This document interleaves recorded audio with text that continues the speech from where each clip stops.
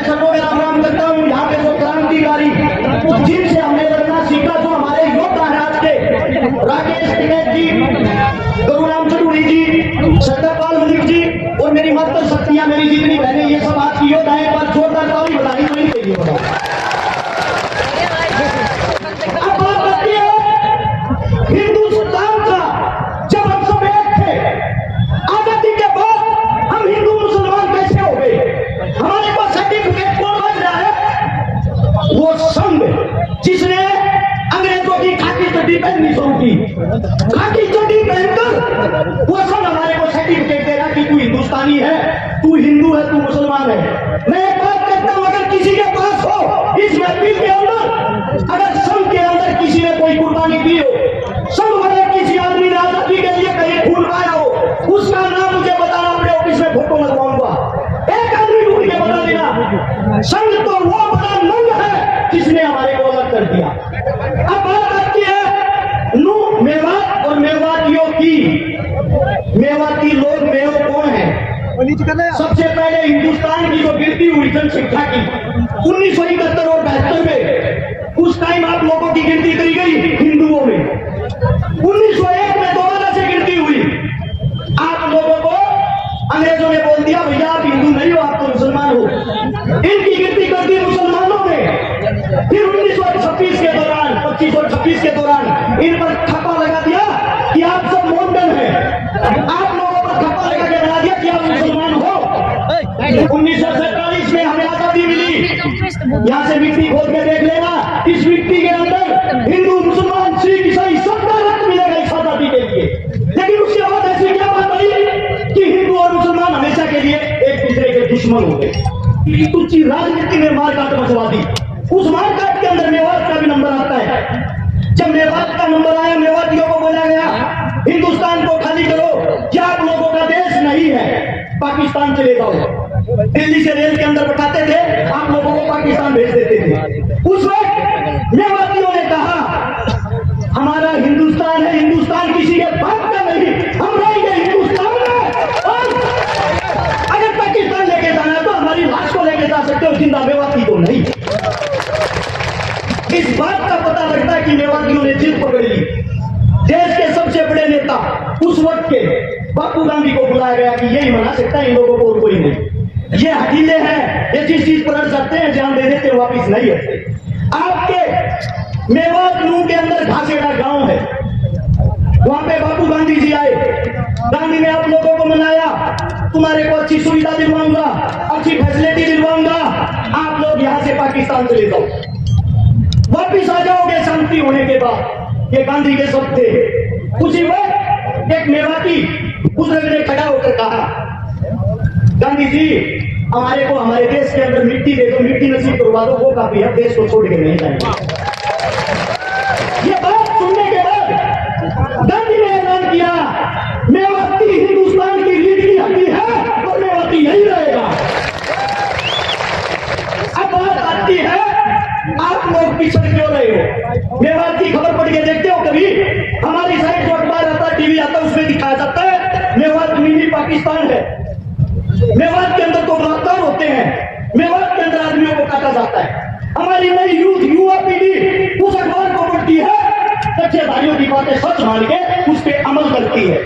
उनको यह दिखाई नहीं देता इस देश को जो हाल में चला रहा है, सरकार चलाने वाला जिसका नाम है नरेंद्र मोदी, भारत देश का प्रधानमंत्री, जिसकी जो जाति की अगर बात आती है, जिस जाति में उसने जन्म लिया, मैं मोदी साहब से पूछना चाहता हूं, मोदी साहब आप खुल कैसे के सामने क्यों नहीं बताते आपकी जाति क्या है? आपने किस जाति में जन्म लिया है? तेली जाति में। और तेली जाति 1947 से पहले मुसलमानों के अंदर आती थी, 47 के बाद उन्होंने हिंदू धर्म में कन्वर्ट किया। अरे आप देश के मुस्लिम परिवार में पैदा होकर या हिंदू मुसलमान परिवार कर हमारे को मनवाना चाहते हो। अब बात आती है कमी की। कमी कहाँ है सिस्टम में? कमी है आप लोगों के अंदर, कमी है हमारे अंदर। वो कमी क्या है? भगत सिंह, राजगुरु, सुखदेव लाहौर जेल के अंदर जब फांसी तोड़े जा रहे थे, उसके बाहर, जेल के बाहर लाखों आदमियों की भीड़ थी। सब उनको क्रांतिकारी मानते थे, सब उनको देशभक्त मानते थे। वे लाखों आदमी बाहर चिल्ला रहे थे जिंदाबाद, भगत सिंह जिंदाबाद। लेकिन एक भी आदमी के अंदर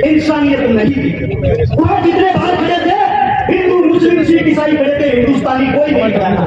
अगर वहां हिंदुस्तानी खड़ा होता, फुर्सत की ताकत एक होती, फिर लाखों आदमी उस जेल की एक एक ईंट उठाते, जेल का नामो निशान नहीं मिलता और आज भगत सिंह राजगुरु सुखदेव के बारे में चिंता होती।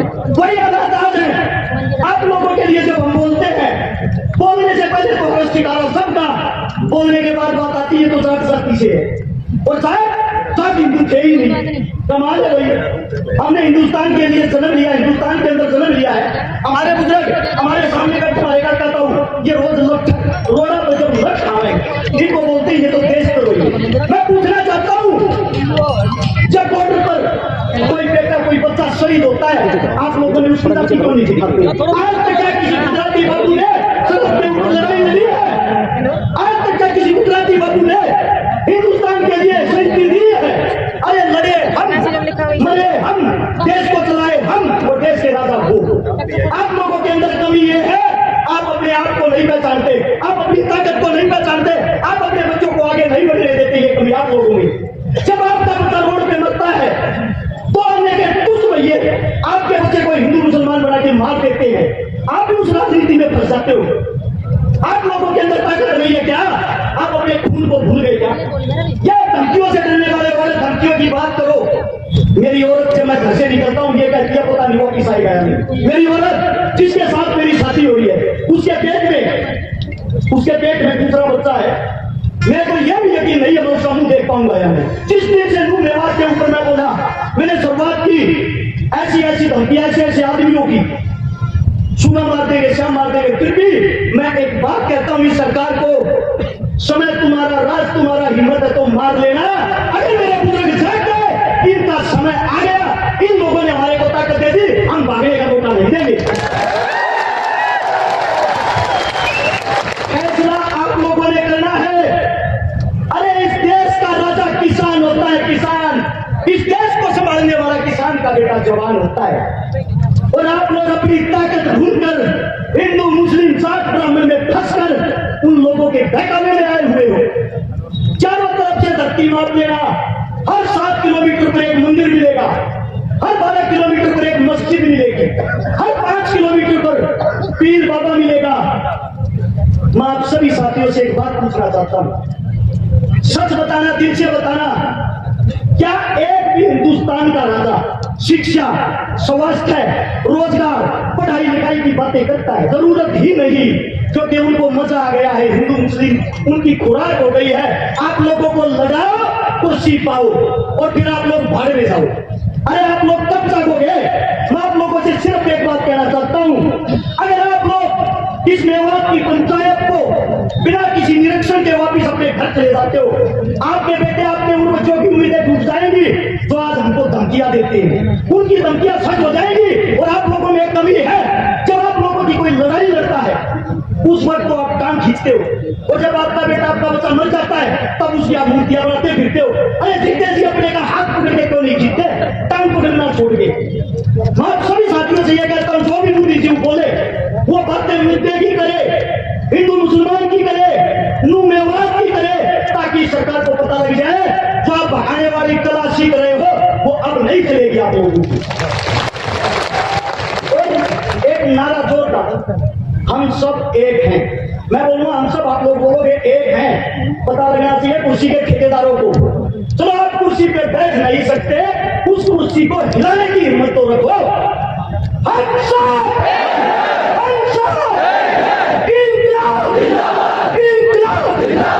कोई मेरे मुख से गलत समझ, गलत बात नहीं की। आपका बच्चा, आपका बेटा, हाथ जोड़ के आपके चरणों में माफी चाहता हूँ।